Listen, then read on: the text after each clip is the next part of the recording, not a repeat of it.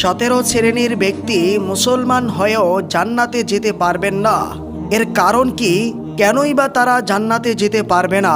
এ বিষয়ে জানতে ভিডিওটি সম্পূর্ণ মনোযোগ দিয়ে শুনুন। আসসালামু আলাইকুম ওয়া রাহমাতুল্লাহ।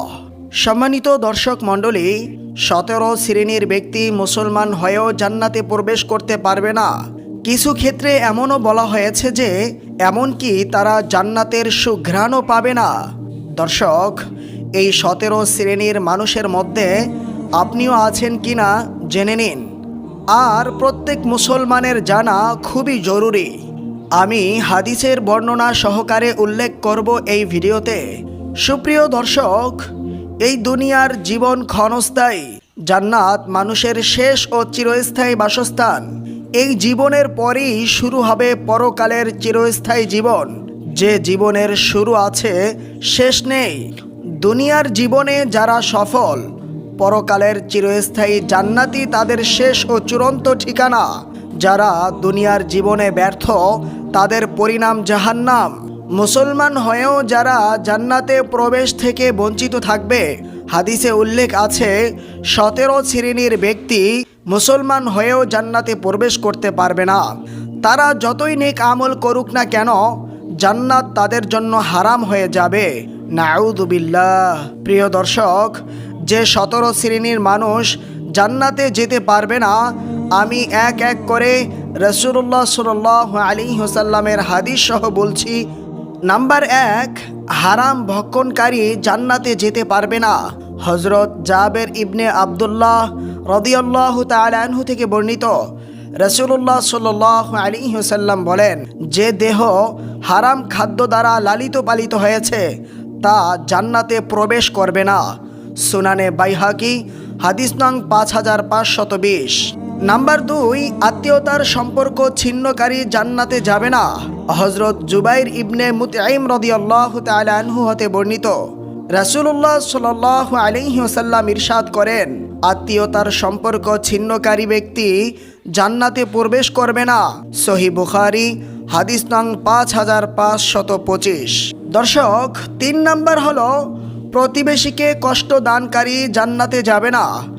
হযরত আবু হুরায়রা রাদিয়াল্লাহু তাআলা আনহু থেকে বর্ণিত, রাসূলুল্লাহ সাল্লাল্লাহু আলাইহি ওয়াসাল্লাম বলেন, যার অত্যাচার থেকে প্রতিবেশীরা নিরাপদ নয়, সে জান্নাতে প্রবেশ করতে পারবে না। সহিহ মুসলিম, হাদিস নং 66।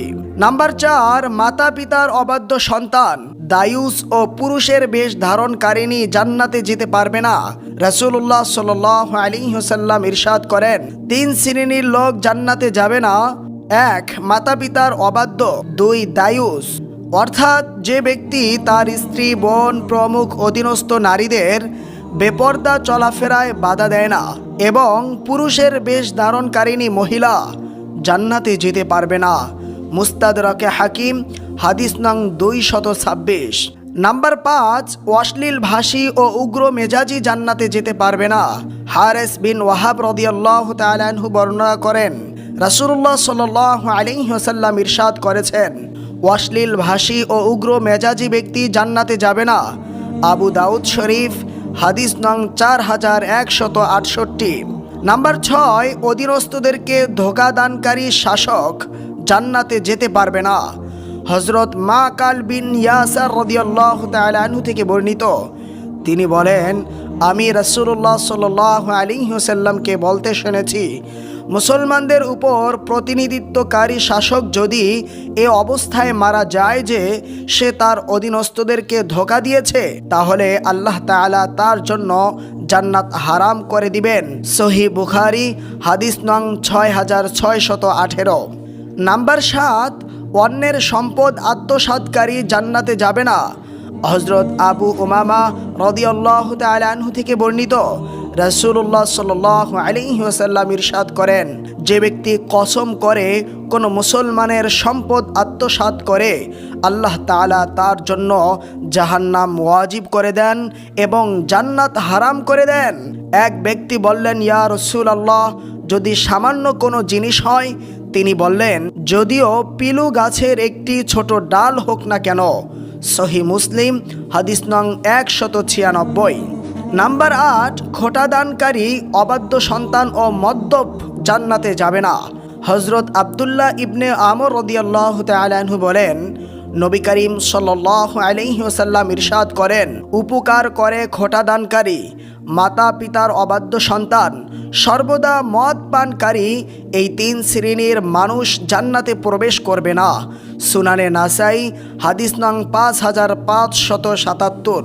নাম্বার 9, চগলখোর জান্নাতে যাবে না। হযরত হুযাইফা রাদিয়াল্লাহু তাআলা আনহু থেকে বর্ণিত, রাসূলুল্লাহ সাল্লাল্লাহু আলাইহি ওয়াসাল্লাম ইরশাদ করেন, চগলখোর জান্নাতে প্রবেশ করতে পারবে না।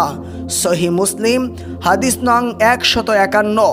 নাম্বার 10, অন্যকে নিজের পিতা বলে পরিচয় দেয় যে ব্যক্তি, সে জান্নাতে যাবে না। হযরতে সাদ ও আবু বকর রাদিয়াল্লাহু তাআলা আনহুমা হতে বর্ণিত, রাসূলুল্লাহ সাল্লাল্লাহু আলাইহি ওয়াসাল্লাম ইরশাদ করেন, যে ব্যক্তি জেনে শুনে নিজেকে অন্য পিতার সাথে সম্পর্কিত করে, অর্থাৎ নিজেদেরকে অন্য পিতার সন্তান বলে পরিচয় দেয়, তার জন্য জান্নাত হারাম। সহিহ বুখারী, হাদিস নং 6269। নাম্বার 11, গর্বকারী, অহংকারী জান্নাতে যাবে না। হযরত আব্দুল্লাহ ইবনে মাসউদ থেকে বর্ণিত, রাসূলুল্লাহ সাল্লাল্লাহু আলাইহি ওয়াসাল্লাম ইরশাদ করেন, যার অন্তরে অনু পরিমাণ অহংকার রয়েছে, সে জান্নাতে প্রবেশ করবে না। সহিহ মুসলিম, হাদিস নং 131। নাম্বার 12, রাসূলুল্লাহ সাল্লাল্লাহু আলাইহি ওয়াসাল্লামের নাফরমান জান্নাতে যাবে না। হযরত আবু হুরায়রা রাদিয়াল্লাহু তাআলা আনহু থেকে বর্ণিত, রাসূলুল্লাহ সাল্লাল্লাহু আলাইহি ওয়াসাল্লাম ইরশাদ করেন, আমার সব উম্মত জান্নাতে যাবে, কিন্তু সে ব্যক্তি ব্যতীত যে জান্নাতে যেতে অস্বীকার করেছে। সাহাবায়ে কেরাম আরজ করলেন, ইয়া রাসূলুল্লাহ, কে অস্বীকার করেছে? তিনি বললেন, যে আমার আনুগত্য করে সে জান্নাতে যাবে, আর যে আমার নাফরমানি করে সে জান্নাতে যেতে অস্বীকার করেছে। সহিহ বুখারী, হাদিস নং 6737। নাম্বার 13, দুনিয়াবি উদ্দেশ্যে এলেম অর্জনকারী জান্নাতে যেতে পারবে না। হযরত আবু হুরায়রা রাদিয়াল্লাহু তাআলা আনহু থেকে বর্ণিত, রাসূলুল্লাহ সাল্লাল্লাহু আলাইহি ওয়াসাল্লাম ইরশাদ করেন, যে এলেম দ্বারা আল্লাহর সন্তুষ্টি অন্বেষণ করা হয়, সেই এলেমকে যে ব্যক্তি দুনিয়াবি কোনো স্বার্থ সম্পদ হাসিলের উদ্দেশ্যে শিক্ষা করবে, সে জান্নাতের সুঘ্রাণও পাবে না। আবু দাউদ শরীফ, হাদিস নং 3179। নাম্বার 14, অকারণে তালাক কামনাকারী জান্নাতে যেতে পারবে না। হযরত সাওবান রাদিয়াল্লাহু তাআলা আনহু থেকে বর্ণিত, রাসূলুল্লাহ সাল্লাল্লাহু আলাইহি ওয়াসাল্লাম ইরশাদ করেন, যে মহিলা তার স্বামীর কাছে অকারণে তালাক কামনা করে, সে জান্নাতের সুঘ্রাণও পাবে না। জামে তিরমিজি, হাদিস নং 1108। নাম্বার 15, মাথার চুলে কালো কলব ব্যবহারকারী জান্নাতে যেতে পারবে না। হযরত আব্দুল্লাহ ইবনে আব্বাস রাদিয়াল্লাহু তাআলা আনহু থেকে বর্ণিত, রাসূলুল্লাহ সাল্লাল্লাহু আলাইহি ওয়াসাল্লাম ইরশাদ করেন, শেষ যুগে কিছু লোক কবুতরের সিনার ন্যায় কালো কলব ব্যবহার করবে, তারা জান্নাতের সুঘ্রাণও পাবে না। সুনানে নাসাই, হাদিস নং 4988। নাম্বার 16, রিয়াকারী জান্নাতে যাবে না, অর্থাৎ যে ব্যক্তি মানুষকে দেখানোর জন্য কিছু করে।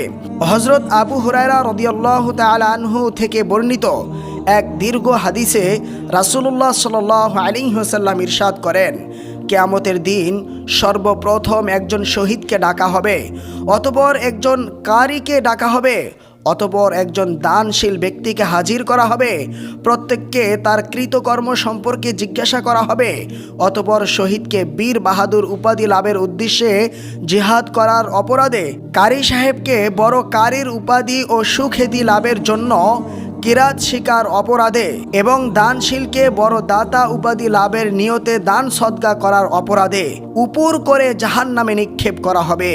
সহিহ মুসলিম, হাদিস নং 3527।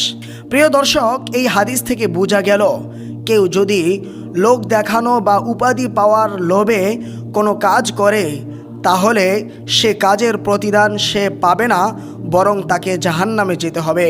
সম্মানিত দর্শক শ্রোতা, নাম্বার 17, ওয়ারিশকে বঞ্চিতকারী জান্নাত থেকে বঞ্চিত হবে।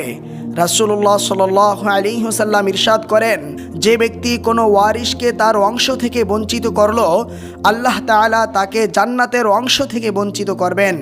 সুনানে ইবনে মাজাহ, হাদিস নং 2694।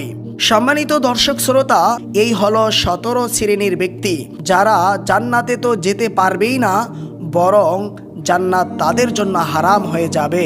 নাউযুবিল্লাহ।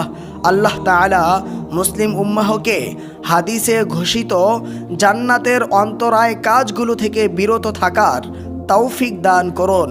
হাদিসের উপর যথাযথ আমল করার তৌফিক দান করুন। আল্লাহর বিধান যথাযথ বাস্তবায়ন করে জান্নাত লাভের তৌফিক দান করুন, আমিন।